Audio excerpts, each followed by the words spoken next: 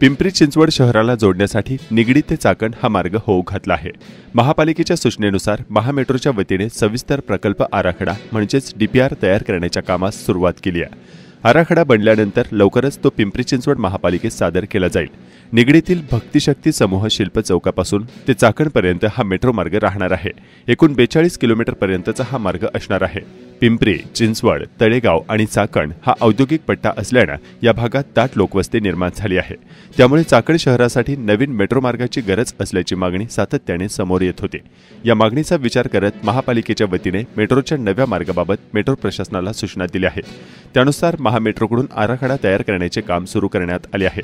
या मार्गाद्वारे उद्योगनगरी चाकण व भोसरीकडील भाग मेट्रोने पिंपरी चिंचवड शहराला जोडला जाणार आहे।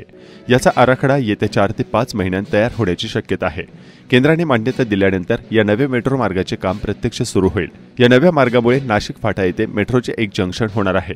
या जंक्शनवरून भोसरी, चाकण शहरातील दापोडी ते निगडी मार्ग व पुणे शहरात ये जा करणे सुलभ होणार आहे। निगडीतील भक्तिशक्ती समूह शिल्प मेट्रो स्थानक या ठिकाणी जंक्शन तयार होईल।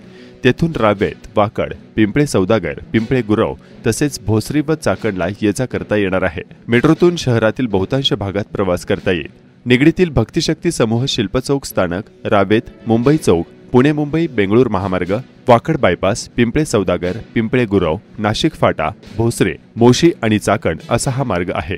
या मार्गाचे अंदाजे 42 किलोमीटर इतके अंतर आहे। निगडी, नाशिक फाटा ते चाकण या नव्या मेट्रो मार्गाचा आराखडा बनवण्याचे काम सुरू झाले आहे।